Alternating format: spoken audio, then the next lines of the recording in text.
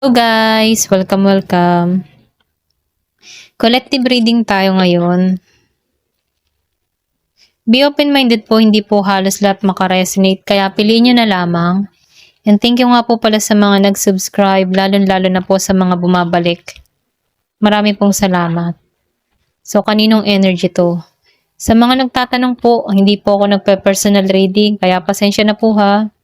Kung hindi ko po, yung iba hindi ko nasasagot. So, ayan, hindi po ako nagpe-personal reading. Ayun, start na ako. Kaninong energy to?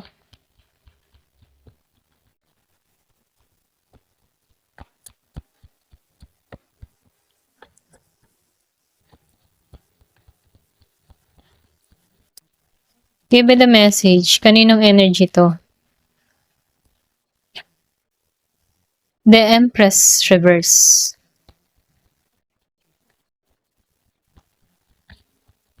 Give it a message. Kaninong energy to?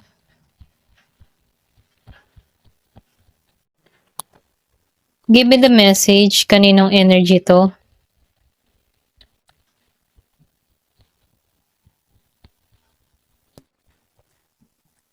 Meron ditong death reverse. Give it a message. Kaninong energy to?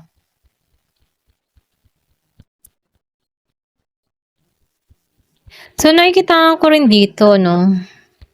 Meron ditong nanlalamig. Pwede nanlalamig sa kapartner niya, or nagiging malamig yung pakikitungo niya dito, okay? Meron ditong blockage, or meron ditong binalak, or pwedeng ikaw yun ng block. Nakikitaan ko rin dito, no, meron ka ditong tao, or kung kanino man to, no, nakikitaan ko dito, meron ditong tao na mapaghanap, okay? Yung bang tipo na marami siyang gustong mangyari, marami siyang gustong makamit, ganun. So, hindi pa siya totally yung seryoso, okay? Kumbaga, hindi pa siya seryoso sa isang relasyon, ganun, ano. Kung kanino mang energy to, no. Meron akong nakikita dito na may pag-iwas na ginagawa tong tao na to sa person niya, okay? Ayaw niya ng bagong simula dito, or pwedeng sabihin nakikitaan niya ito ng hindi okay kasama, hindi pang long term, ganun, okay? Nakikitaan ko rin dito, meron na tong tinapos dito, or tinapos niya na rin tong connection na to, or hinahanapan niya ito ng ano, kumbaga nakatuon siya dito sa mga pagbabago. Give me the message. Kasi nakikitaan ko dito, ayaw ng tao nito na yung ma-stuck siya sa sitwasyon, sa connection na to. Ayaw niya ma-stuck yung emotion niya na isip ng isip siya sa tao niya, okay? Ayaw niya ng ganun. Kumbaga, hinahayaan niya yung sarili niyang makalaya sa ganitong sitwasyon. Kumbaga, hanggat maaari, ayaw niya nang isipin tong taong ito. Ganun. Give me the message.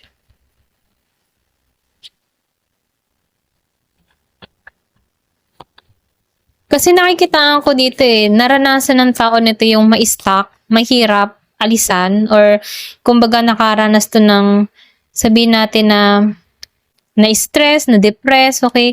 Kaya ayaw niya ng ganong pakaramdam. Pwedeng naka-moving on na to, okay?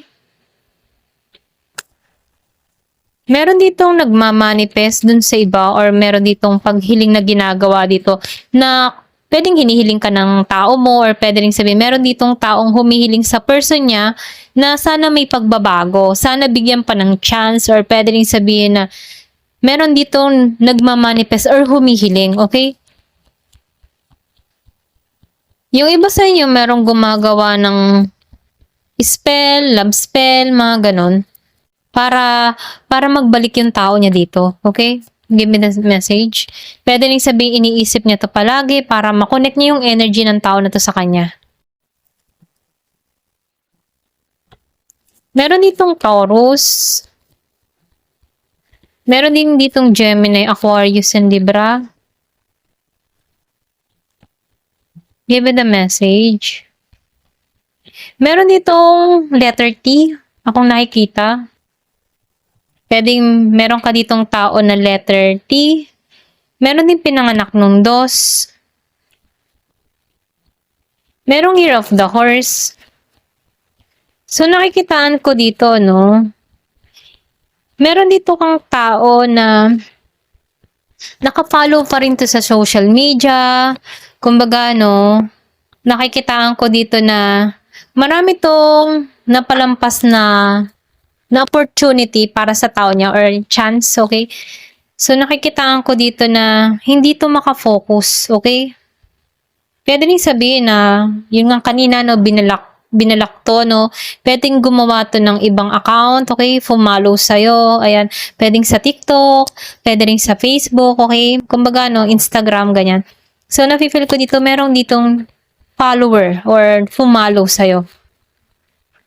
Gusto ng tao nito ng bagong simula dito, no? Meron ako nakikita ditong Virgo, Capricorn, Taurus. Kumbaga itong tao na to, gusto nito ng solid na foundation or solid na simula sa inyong dalawa, ganon. Okay, meron dito humihiling, nag-manifest, nakikitaan ko dito yung grounded, okay? Ito lang yung nakikita ko. So, nakikitaan ko rin dito, no? Meron ditong tao na grounded, okay? Pwedeng ikaw, pwede rin yung tao mo, no? Kung kanino mang energy to, no? Kumbaga, andun yung kanyang harang para sa tao na to. Masyado niyang dinidepensahan yung sarili niya, iniingatan niya yung sarili niya na ma-encounter tong tao na to. Okay? Kumbaga, yung connection, nakikitaan ko dito na may magbabalik, okay? Pero ganun pa man, gusto ng tao na to ng solid foundation sa person niya dito, pero nakikitaan ko dito na itong tao niya dito ay grounded, okay? Masyado siyang protektado sa kanyang sarili, okay? Kumbaga handa siyang makipaglaban, ano? Kumbaga sa gera, handa siyang ipaglaban yung sarili niya or ingatan yung sarili niya, okay? Give me the message. To the Lover reverse. So nakikitaan ko rin dito, no, na wala ka ng tiwala sa tao na to, okay? Nawalan ka na ng tiwala, kaya hanggang ganun, no? Hanggang ganun na lang yung kanyang pag-iingat sa sarili. Grounded na grounded tong tao na to. Dinidepensahan niya yung kanyang sarili dito kasi wala na siyang tiwala sa tao niya, okay? Kumbaga, no, pwede ring sinukan na ng tao na to yung kanyang person or pwede ring sabihin na ayaw niya hanggat maaari, kumbaga ayaw niya nang mapalapit muli itong tao na to sa kanya, okay? Kasi alam ng tao na to na gulo lang siya, mga ganun, okay? Gulo lang ang hatid ng tao na to para sa kanya, okay? Kumbaga nakikitaan ko dito na nagiging siyang advance mag-isip para dito sa person na nakit sa kanya. Ito lang yung nakikita ko. Kasi nakikitaan ko dito na takot siya sa ma-encounter niya tong tao na to, okay? Kumbaga ayaw niya tong hanggat maaari, ayaw niya tong makita. Ito lang yung nafe-feel ko, no? So, ayaw niya dito ng bagong simula. Ayaw niya dito makipagsapalaran muli, okay? Kumbaga, nakikitaan ko dito na parang pahirap lang sa kanya or pwede rin sabihin na didilim lang ang mundo niya. Ganun, okay? So, nafe-feel ko dito, no, Four of Cups, bottom of the deck. Meron ditong nagsisisi, okay? Meron ditong nagsisising nangyayari sa tao na to. Ito lang yung nakikita ko, no, may pagsisisi. Pwede rin kaya nagsisisi ito yung tao na to kasi masyadong grounded yung person niya rito. Or pwede rin hindi na siya makapasok sa tao na to kasi may trust issue eh, okay? Give me the message. Give me the message. Give me the message.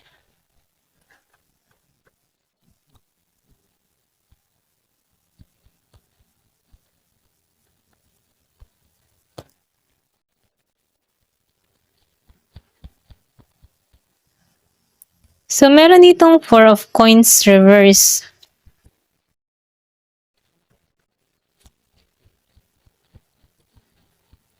So, nakikitaan ko dito, no? Meron ka ditong tao or pwede rin sabihin, meron ditong tao na materialistic, okay? Kumbaga, yung bang tipo na nakasama nito yung person niya na kung saan masyadong materialistic tong tao na to. Kumbaga, hindi to mapag-impok, kumbaga, nakikitaan ko dito, nawaldas yung pera, okay? May pagkawaldas ng pera. So, meron ditong inalisan, okay? Pwede ring naubusan siya ng pera rito. Ito lang yung nakikita ko. Kumbaga, nasa yung ipon niya. Ayan. So, meron ditong Virgo, Capricorn, Taurus. Ay! Give me more information. Ano pa yung mensahe?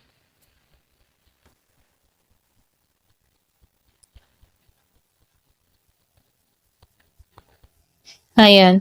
Meron ditong 6 of Cups reverse and 10 of Cups. So, nakikita ko dito, yung iba sa inyo, meron ka ditong kadiling na tao na alam mo yung tipo na meron siyang child issue or meron siyang mga experience na kung saan lumalaki siya na hindi naging maganda yung kanyang experience nung kabataan, okay? Kumbaga itong tao nito, nahihirapan siyang pakawalan yung past, yung mga experience niya sa nakaraan. Pwede ring sabihin na meron tong bad experience sa kanyang magulang, sa kapatid, or pwede ring sa past relationships, pasensya na utal ako. Past relationship niya bago ka dumating, okay? Pwedeng meron tong ex, okay, na hindi pa siya naghihiling dito, okay? Kaya nadadala niya yon bago ka dumating sa relasyon niyo. Ito lang nakikita ko. So, nakikitaan ko rin dito, yung iba sa inyo meron ditong kadiling na meron siyang unang asawa, okay?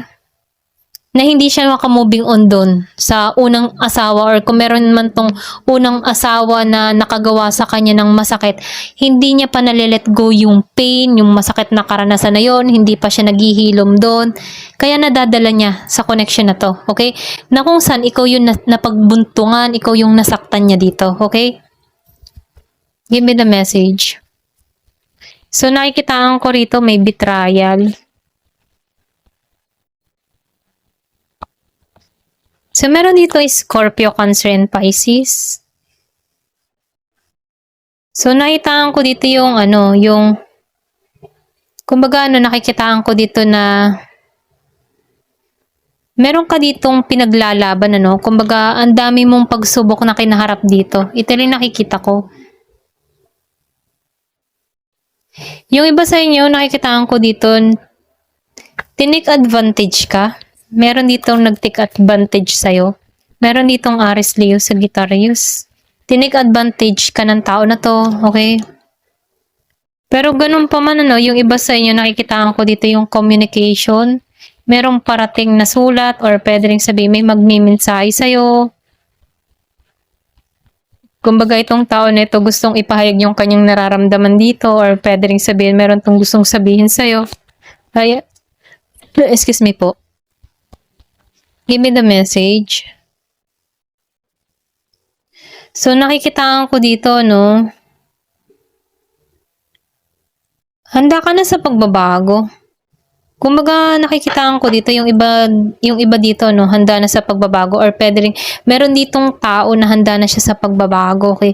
Handa na siyang mag-moving forward, tinatanggalan niya na yung mga nagpapaalala sa tao na to or pwede rin sabihin, kung may gamit ka ng tao na to, meron ka ditong tinapon na gamit ng tao na to, okay? Para hindi mo na maalala. Ito lang nafe-feel ko. So, nafe-feel ko dito, mas nakatuon ka sa goal mo, sa pangarap mo, or pwede rin sabihin, ito yung pinagtutuunan mo ng pansin, yung iyong mga pangarap sa buhay. Okay? Or pwede rin nangangarap ka muli dito. Kumbaga, nabuksan ang kaisipan mo na kailangan ng pagbabago. Ayan. So, tinan pa natin dito, Give me the message. Ayan. Death. So, nakikita ko dito, relationship is over. So, kasi nakikitaan ko dito na sinunog mo yung kanyang mga larawan, mga gamit, or pwede rin yung iba tinapon. Okay, meron dito nagtapon ng gamit ng tao na to para hindi niya maalala ito. Kasi gusto mo mag-moving forward. Ayaw mo nang maalala yung nangyari. Ayaw mo nang maalala or masagap yung energy ng tao na to. Kaya lahat ng gamit nito, sinunog mo, tinapon mo, okay? Or pwede rin binalik mo sa kanya, okay? So, nakikitaan ko rito na wala nang second chance or ayaw mo nang tanggapin tong tao na to. Kumbaga, yung transformation ng gaganap sa'yo, nalago ka, nagmamatured ka. Kumbaga, nakikitaan ko dito na sinabi mo na ang patay na ay patay na or para pwede rin sabihin, ang pas ay pas na. Okay? Kumbaga, ayaw mo nang balikan ng pas. Ganun. Give me the message. Kasi nakitaan ko dito nawalan ka dito ng ng confidence sa tao na to, okay? Or pwede ring pinamukha ng tao na ito na hindi ka mahalaga, okay?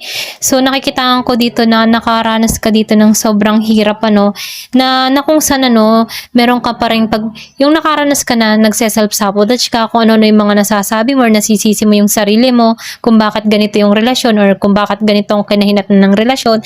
Merong takot or pwede ring sabihin na nawalan ka ng ego para sa tao na to, no? Kumbaga, andun yung frustration mo, okay? So, nafe-feel ko dito, binangon mo yung sarili mo, tinanggalan mo to, kumbaga, binabalik mo yung kumpiyansa mo kasi naranasan mo yung, yung pakitaan ka na hindi ka sapat, okay? Yung ganun. Give me the message. Kaya ayaw mo na ditong balikan pa okay? Tinatanggalan. Nakatuon ka sa moving forward, moving on, ayan. So, meron ditong ship. So, nakitaan ko dito, kinat mo to. Kinat mo yung ties, yung ugnayan, or pwede rin sabihin, meron kang mga ginagawa. Andito ka talaga sa moment na moving on, okay? Kailangan na mag-moving on. Tanggalan na yung ties or soul ties, or pwede rin sabihin, tanggalan na yung ugnayan dito, okay? So, nakikitaan ko rin dito, na andun ka sa moment na handa ka na muli na maglakbay, handa ka na muling magsumikap, handa ka na muling tumahak ng bagong landas, handa ka na muli na yung sa sarili mo naman yung uunahin mo, okay? Pero nakikitaan ko dito, yung iba sa inyo, meron ditong bago parating sa'yo na kung saan, i-embrace ka nito, okay? Kumbaga, once na na-complete mo tong cycle, at naalagaan mo yung sarili mo, na ibalik mo yung confident mo, nahanap mo muli yung sarili mo, hindi mo na hayaan na maloko ka dito. Dito to papasok, yung bago. So, meron ditong nakatingin, nakasubaybay sa'yo, okay? Nag-i-stalk sa'yo.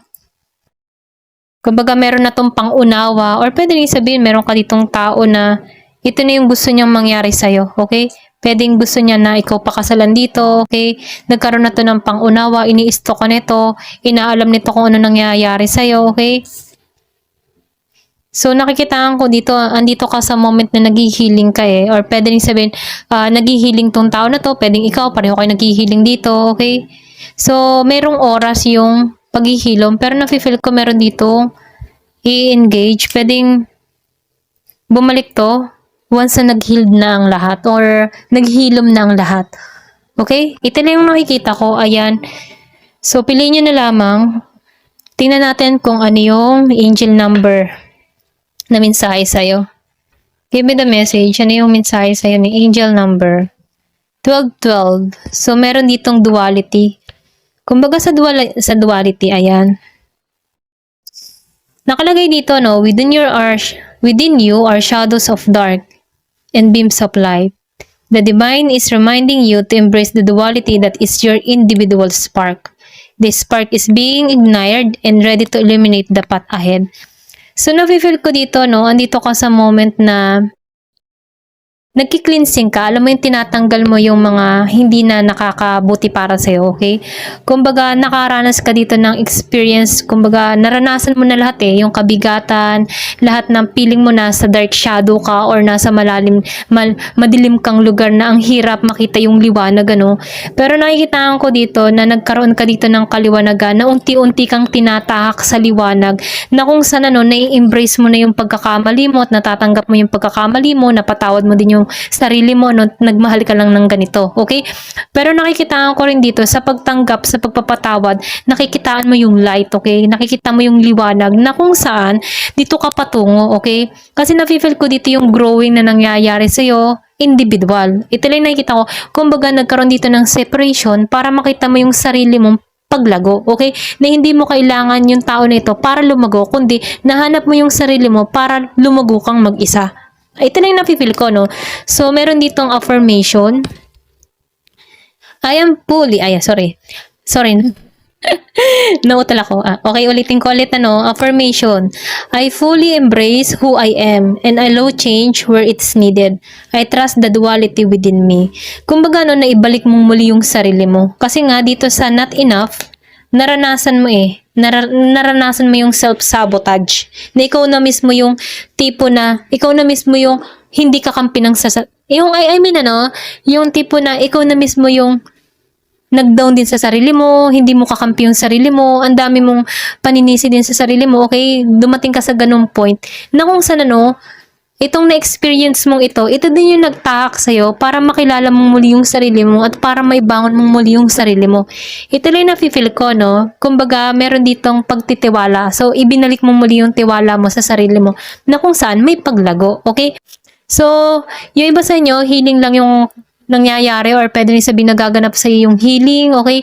Yun, hinihilo mo muli yung puso mo. So, sinasabihan ka dito, trust the process, okay? Manalangin ka, magtiwala ka sa kanya, okay? Kasi meron ditong parating Okay? Ayan. Ito lang yung nakikita ko. Thank you for watching. Love and peace.